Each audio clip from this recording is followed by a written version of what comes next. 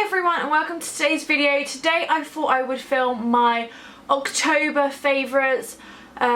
Crazy, it's almost November. It does mean that kind of feel like November's almost Christmas.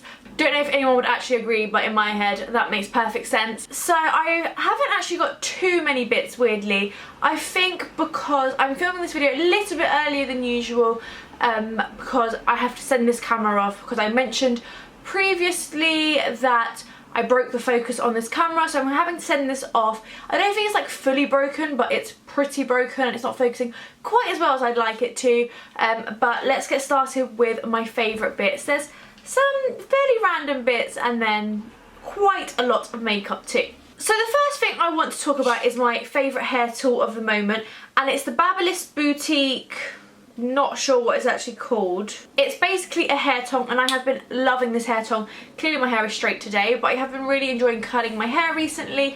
I've kind of got a new way to do it. I'm not really into like overly curled hair, but instead kind of waves, and this is great for that. I love that the barrel is particularly long and it's quite a medium width barrel as well, which is great.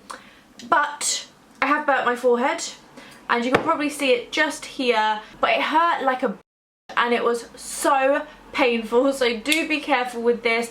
I've tried to conceal it, but it's kind of blistered. It was only last night and it's already blistered and it's like 1 o'clock. I don't know if they typically, mine don't blister straight away. It's kind of like a slow process because I've done this before, but this one blistered instantly and it's bad. I've tried to conceal it, but oh, it's really, really difficult. I also don't want to overload it with product and kind of irritate it more, so I've tried not to, but I have had to conceal it a little bit. That said, still a really, really great tong. I think these are fairly affordable as well, and I'm liking these a little bit more than wands, just because I think wands give you a different kind of curl, and I just kind of prefer a tong. And I like that it doesn't have that annoying clippy thing, so it's really, really easy. Let me know if you'd like to see how I curl my hair. Then a really random skincare favourite, and I was watching Goss Makeup Artist, I think that's his YouTube channel, and he was talking about how it's really nice to really load your face up with moisturiser before you apply your makeup. Obviously you can't do that if you have really oily skin, but I have pretty dry skin, and I kind of felt like it was nice that I was kind of told that it was okay. I kind of knew it was beforehand, but I feel like it's always nice to have someone reiterate that and kind of just reassure you, I guess. And he used Kiehl's body cream, which I actually no longer have, but really, really good body cream, the Creme de Corps. But I decided to go for like a really non-fussy, really cheap moisturiser that I already had, and it's the Astral Soft Face and Body Moisturiser. Kind of reminds me a little bit of Granny's, but I have been loving this so much. I put loads on my face. I'm going to actually show you. I probably put about that much on my face, which is loads. I'm now going to have to rub this into my arms. But I've really been loving it because it's really non-fussy, really inexpensive. I don't feel bad if I use loads of it because it's just so cheap. It's got aloe vera and vitamin E, which is great. And I actually feel that my skin and my makeup have both been looking really, really good since using this. It'd probably look just as good if I'd used any other moisturiser. But considering this one's so cheap, I've really, really been enjoying it. And I'm probably going to repurchase it if I'm honest.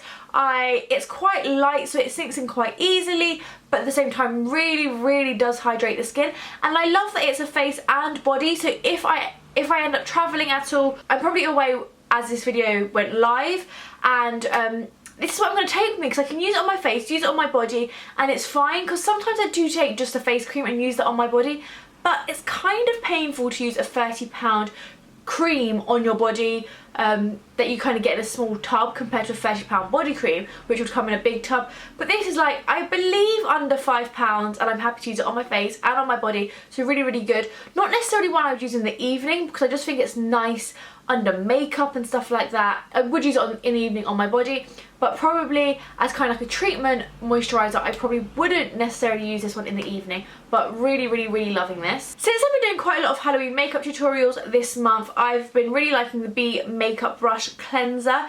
It's a spray, I spray it on a tissue, and then I just rub my brush through that because sometimes you just need to spot clean your brushes instead of deep cleansing them. I typically do really like to deep cleanse my brushes fairly regularly, but at the same time it's just nice to kind of be able to do it really quickly, get all the product out of your brushes and have a really like clean, fresh brush instantly rather than having to kind of wait around for them to dry overnight or anything like that. Once again, really cheap. I've still got loads left and I've been using this for a really long time as well, and I will be repurchasing this one. Although typically I much prefer summery nail shades, this year, weirdly enough, I've kind of been preferring autumn ones, and I have Nails in Victoria Square, I believe. Victoria? Maybe just Victoria on my nails, and I love this colour. It's kind of chipping a little bit, so I do need to repaint it. But I've also really been liking the Topshop Wardrobe shade, which is like a really dark blue, and it's really, really pretty. I'm going to leave a link below to a blog post where I talk about my top 5 autumn nail colours, but this is one of them. This is probably the one I've been using the most this month, along with this kind of like dark berry colour, which I actually talked about one last favourites, which I didn't put, which is why I didn't put that berry back in this video. I mentioned on my blog that I have finally refound my Charlotte Tilbury Dolce Vita.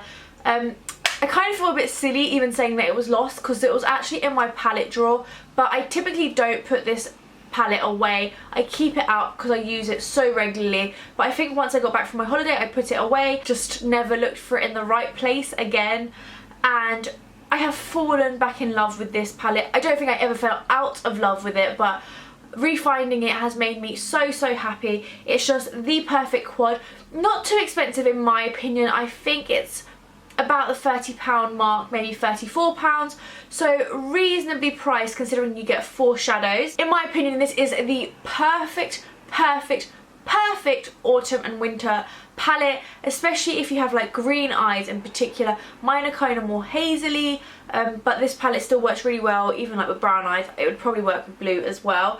This red up here, it's not really a red, it's like a burnt copper. Perfect. It is beautiful, and I think that's a shade that would work particularly well if you do have green eyes. Then you have a lovely highlight colour, and I'm really into kind of darker shades on my eyes at the moment, which is why today I've got quite a dark brown on. And then this glitter I always apply with my finger, and I just press it over, and you can apply it or skip it, but I've actually got quite a big dent in mine, so clearly I really like mine. It just adds a really beautiful glitter shimmer over the eyeshadow, and I think it's a really beautiful way to do adult glitter, and even really perfect for the party season. And I am sure I will be using this palette lots and lots. My next kind of look will probably be this shade, which they call Smoke, over the whole eyelid, because I think it would actually look really pretty. I could even use this lighter colour, which they called Prime, as an everyday kind of easy shade over the eye. I'll also leave the link to that blog post below. Finally, I have 3 lipsticks, 2 cheap ones, inexpensive ones, and 1 high-end one. The high-end one I'm going to talk about first, just because I realised this hasn't got a name on it, which is so annoying. I will leave the link to it below because it's part of the new Illamasqua collection, and it's this really dark berry shade, super vampy. I used this in my last Halloween video. It's matte, looks beautiful on the lips, and it lasts really beautifully too, which is what I really love. I love matte berry shades, especially at the moment, and I just think it's the one lipstick I'm going to be reaching for religiously over the next few months. Carrying on with the berry trend, I have been loving 30 from Rimmel. This is their Kate Lasting lipsticks, and this one's slightly pinker, slightly plummier almost than the Illamasqua. The Illamasqua one is quite brown, so this one's possibly a little bit more wearable, but really beautiful all the same. I love the smell of the Rimmel lipsticks, and they're really inexpensive, which is probably the best part about them. And let me know if you'd like to see a video on my like top 5 or top 10 berry lipsticks for autumn and winter, and I will definitely do that for you. And finally, oh, really annoyingly, I was playing with this yesterday and I smushed it really badly. It's pretty embarrassing. This is the Barry M. It says 169537, but I think it's the 169 lipstick, and it's a very wearable lipstick for every day. Quite a My Lips but better lipstick, but it's really creamy. One that you'll probably have to reapply quite a lot throughout the night, which is why I was holding this in my hand, playing with it and smushed it. But really beautiful, really inexpensive, and I just love this. This could easily be my everyday lipstick for a very long time. So if you are on the market for a My Lips But Better everyday lipstick, then definitely check out this Barry M1. And that's the end of my October favourites. I am very excited for November. I will definitely be filming a few gift guides and stuff like that, but do let me know as always in the comments what you would like to see the next month as well. Thank you so much for watching. Like this video if you enjoyed it, and I'll see you all very soon. Bye!